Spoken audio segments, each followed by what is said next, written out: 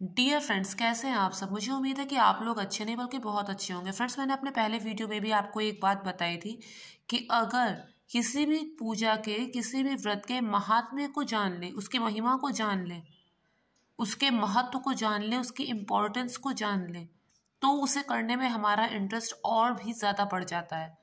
किसी भी व्रत पूजा के अगर हम पीछे की कहानी को जान लें तो उसे हम और रुचि लेकर करते हैं, जो करना बहुत ज़्यादा ज़रूरी होता है।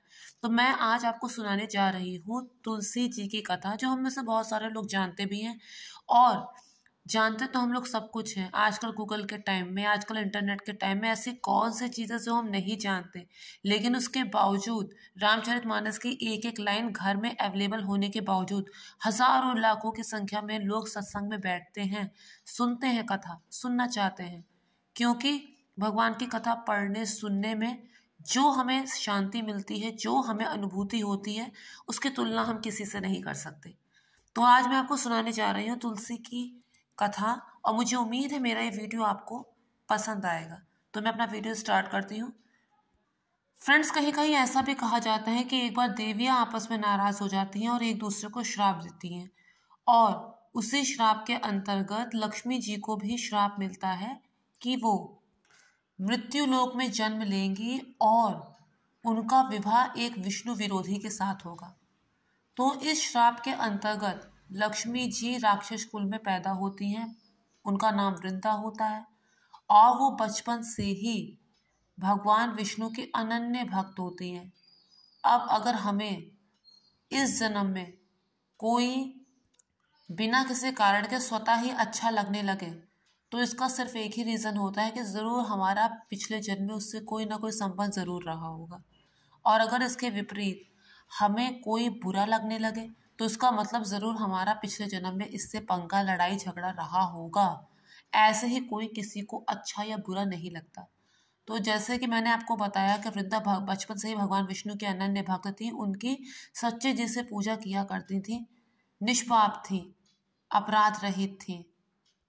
जब वो युवा हुई तो उनका विवाह एक राक्षस के साथ हो गया। उस राक्षस का नाम था जालंधर। वो जो राक्षस था वो भगवान विष्णु का विरोधी था, देवताओं पर अत्याचार करता था, ऋषि मुनियों पर अत्याचार करता था। पूरे तीनों लोकों में उसने हाहाकार मचा रखा था। सब लोग उसके अत्याचार से परेशान थे। देवताओं के पास इसका कोई उपाय नहीं था। सब अपनी समस्या लेके भगवान विष्णु के पास पहुंचे। सब लोग उससे इसलिए हार रहे थे, उसे इसलिए नहीं परास्त कर पा रहे थे क्योंकि उसकी पत्नी वृंदा बहुत ही ज़्यादा पतिव्रता थी। जब से वो उसके जीवन में आई थी, उसका प्रताप, उसके पति का प्रताप, उसके पति का बल और भी ज़्यादा बढ़ गया था। ऐसा कहा जाता है कि जो पतिव्रता नारी होती है वही अपने पति की उन्नति का मार्ग प्रशस्त करती हैं। तो जिस वजह से वो और भी अधिक शक्तिशाली हो गया था और वो किसी के मारे नहीं मर रहा था, क्योंकि जब भी वो युद्ध करने जाता, वृंदा पूजा अनुष्ठान में बैठ जाती, और जब तक वो युद्ध से वापस नहीं आता वो वहीं पूजा में बैठी रहती, जिससे उसका पति किसी से भी पराजित नहीं हो पा रहा था। अब सब देवता अपनी समस्या लेके भगवान विष्णु के पास पहुंचे। सब देवता जब अपनी समस्या लेके भगवान विष्णु के पास पहुंचे तो भगवान विष्णु ने कहा कि अगर जालंधर को परास्त करना है तो उसके लिए वृंदा के सतीत्व को, वृंदा के पातिव्रत्य धर्म को भंग करना होगा। अब ये काम कौन करे, क्योंकि किसी आम व्यक्ति के विषय के अंदर इतना सामर्थ्य नहीं है कि वो किसी भी पतिव्रता नारी की, वो भी वृंदा जैसे पतिव्रता नारी के सतीत्व को भंग कर सके। तो इस पर भगवान विष्णु जालंधर का रूप बनाकर वृंदा के पास पहुंचे।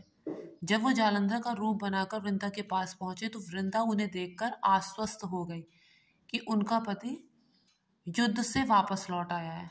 वृंदा पूजा अनुष्ठान जो भी वो कर रही थी वो वहां से उठ गई, और जो दीपक उसने जला रखा था वो दीपक बुझ गया। वृंदा को बहुत समय बाद पता चला कि जो उसके सामने उसके पति के रूप में प्रस्तुत है वो उसके पति नहीं है, बल्कि वो भगवान विष्णु है। और जब उसे ये पता चला तो उसके बाद उसे ये भी पता चला कि उसके पति की तो अब मृत्यु हो गई है। वृंदा दुख में, क्रोध में, अपमान में भर गई। उसने भगवान विष्णु को श्राप दे दिया। उसने कहा कि मैं निष्पाप थी, मैंने आपका क्या बिगाड़ा था जो आपने मेरे साथ इतना बड़ा छल किया। क्या आपके अंदर हृदय नहीं है? क्या आप पत्थर बन गए हैं? अगर आप सचमुच में पत्थर हैं तो चलो मैं आपको श्राप देती हूँ, आपका एक रूप पत्थर का भी होगा। जिस वजह से भगवान विष्णु का एक रूप पत्थर का यानी कि शालिग्राम का हो गया। लेकिन भगवान विष्णु ने वृंदा को ये वरदान दिया कि आज से तुम जगत में पूजी जाओगी। कहा जाता है कि वृंदा अपने पति की मृत्यु का समाचार सुनकर वहीं पर अपनी योगाग्नि से भस्म हो गई और उसकी राख से एक पौधा प्रकट हुआ। वो पौधा था तुलसी जी का। तब से भगवान विष्णु की वृंदा के साथ पूजा की जाती है। भगवान विष्णु ने उसे वरदान दिया था कि वो वृंदा के अलावा कि वो किसी भी स्त्री की पूजा को स्वीकार नहीं करेंगे वृंदा के अलावा, और उन्हें जो भी भोग लगाया जाएगा उसमें तुलसी दल भी सम्मिलित होगा। यही वजह है कि शालिग्राम की पूजा कोई भी स्त्री नहीं करती। कोई भी स्त्री शालिग्राम को स्पर्श नहीं करती क्योंकि वो और किसी की पूजा को स्वीकार ही नहीं करते। तब से लेके अब तक शालिग्राम के साथ तुलसी जी का विवाह कराया जाता है और ऐसा करने से लोग अपने सुख सौभाग्य की कामना करते हैं।